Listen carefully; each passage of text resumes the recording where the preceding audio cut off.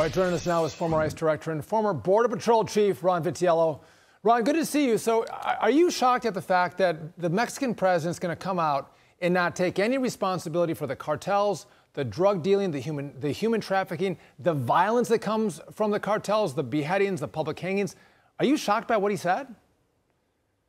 Well, all due respect to the Mexican president, no puede ser, which in Spanish means it cannot be that he believes that they're not producing fentanyl in Mexico. No puede ser that he doesn't know that he's got the biggest problem as it relates to what's going on with cartels in his country. So it's amazing that he could deny that that's happening. And still, after what happened this week, right? After what happened on Friday to those poor people, he's acting like they don't have a problem in Mexico. They're never going to solve their problem with the cartels if they don't admit they have one. And so the president needs to pick his head up a little bit and watch what's going on. And, you know, unfortunately, he's paired with a White House now that ignored our border problem and has ignored our border problem for the better part of 2 years.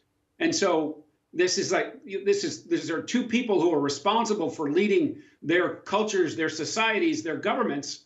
And what are they doing? They're denying that they have a problem. They're refusing to call it a crisis. They have to be cajoled by the press and by the public to even go to the border and see what's going on. And so I'm not surprised in the sense that these politicians try to have it both ways. They want to say that there's not a problem, but we can all see it with our own eyes. Border Patrol says smugglers are using drones at the southern border to spy on agents, Ron. You said with all due respect, but is he due respect for saying our social decomposition is our problem?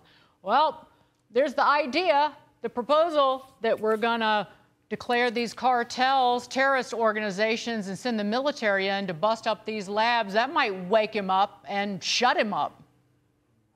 Yeah, he's got to get on board with understanding the chaos, the death and destruction that these cartels are handing out to their own society, right? To Mexico itself. Think about the hardworking men and women in the government, in the hardworking people that live on the border and live in other places in Mexico. They know these cartels are taking control of large swaths of that country. And he ran on a campaign of hugs, not bullets. And so these cartels are taking advantage of the situation that we're in, and they can iterate. They have thousands and thousands. They make thousands and thousands of dollars a day, millions of dollars a week. So they can buy drones, they can buy countermeasures, they can buy encrypted technology to communicate. And so that president knows full well, and for him to deny it, he's never going to get out from under the scourge of this problem if he doesn't admit he has one. Ron Vitiello, thank you for joining us on The Bottom Line. Appreciate it.